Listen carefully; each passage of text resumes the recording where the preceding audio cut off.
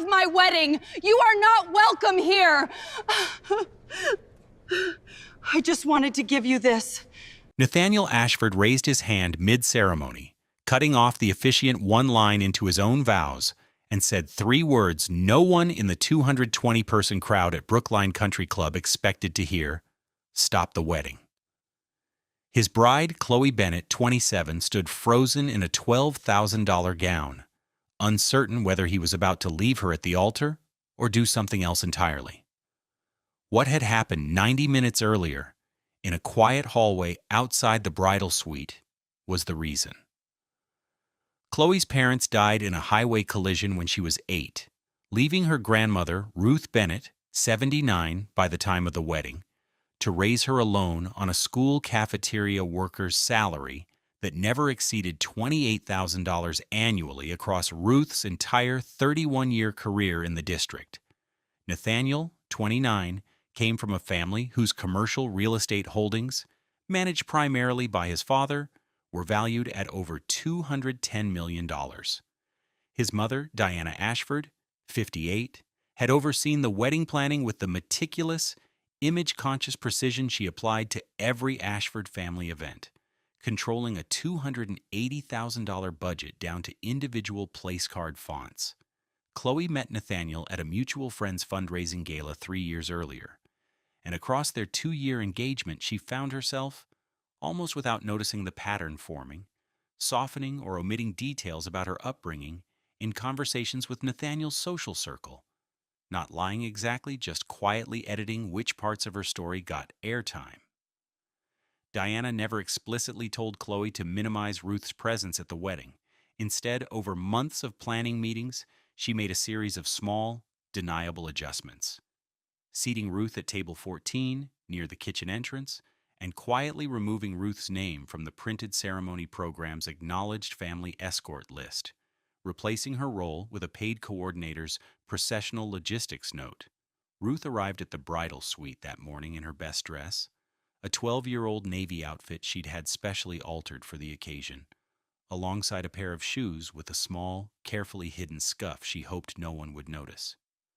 Chloe, already overwhelmed managing photographers, a delayed florist, and Diana's running commentary, glanced at Ruth's outfit and said, in front of 4 bridesmaids, "Couldn't you have tried a little harder today, of all days?" Ruth's trembling voice carried decades of quiet dignity as she simply said, "I did try, sweetheart," before stepping back out of the room without another word. No argument, no visible tears in front of the bridesmaids, just a controlled, practiced composure. Chloe wouldn't fully understand the weight of until much later that day. Nathaniel had come to drop off a forgotten cufflink case and caught the tail end of the exchange through the partially open door, freezing in the hallway as something inside him recognized a dissonance he couldn't immediately name. The Chloe he knew had once described Ruth to him, during their second real conversation ever, as the reason I know what it looks like to be loved by someone with almost nothing left over to give. He remembered specifically a story Chloe told him early in their relationship about Ruth working a second job cleaning offices on weekends for 4 years, just to keep Chloe in the same school district after her parents died. A sacrifice Chloe had once described with open reverence, not the clipped embarrassment he'd just watched replace it. Walking into the ceremony space, minutes later, Nathaniel scanned the seating arrangement and for the first time actually registered where Ruth had been placed.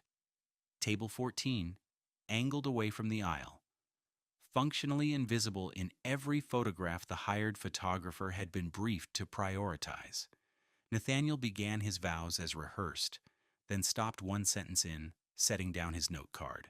Time seemed to stand still across the seated crowd as he said, evenly but firmly, that he couldn't continue until something happened first. Not a cancellation, he clarified quickly, seeing Chloe's face drain of color, but a correction. Chloe's grandmother raised her alone on a cafeteria worker's salary and never once complained about what she had to give up to do it, Nathaniel said, his voice carrying clearly across the seated rows. I'm not marrying into a family today without her walking part of this aisle. I'm not doing this ceremony until that's true. Diana's trembling composure cracked visibly, caught between public mortification and the sudden, undeniable exposure of choices she'd made under the practiced language of just simplifying logistics. She said nothing, which, for a woman who orchestrated every detail of the day down to the font on place cards, was its own kind of confession.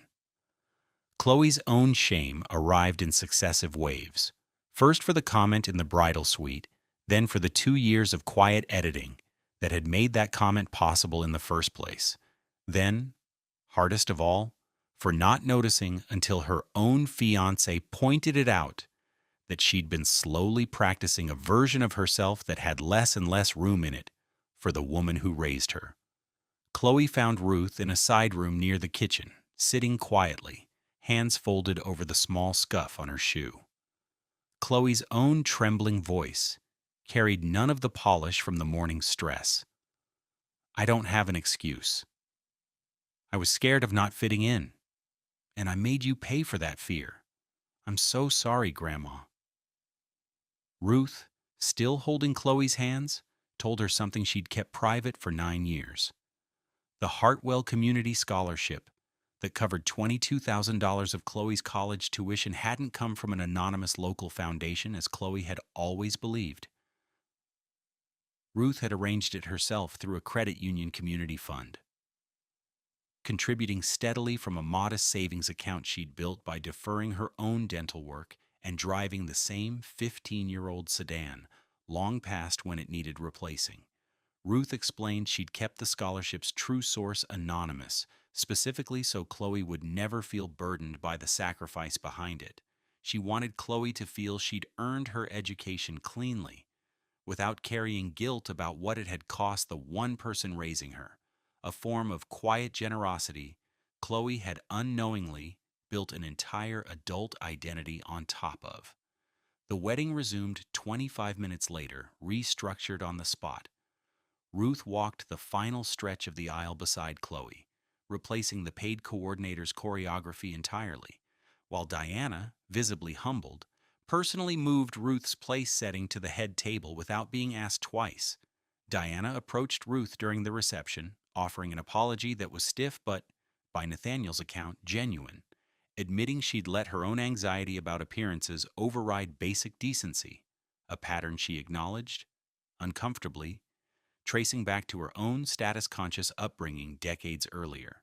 6 months into their marriage, Chloe and Nathaniel established the Ruth Bennett Community Grant, a $40,000 annual scholarship fund modeled directly on the credit union program that had once anonymously supported Chloe, specifically prioritizing students being raised by grandparents or non-parent guardians on limited household income.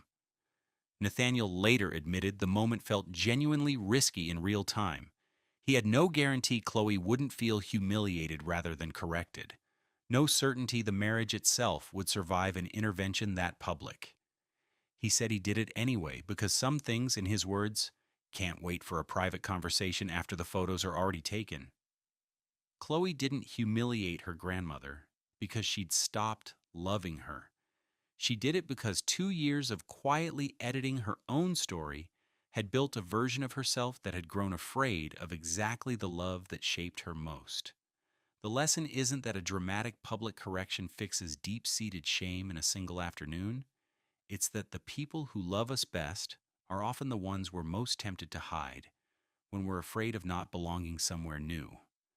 And the real test of a marriage or any relationship isn't the wedding day itself, but whether someone in the room loves you enough to stop everything and ask you to remember who actually got you there.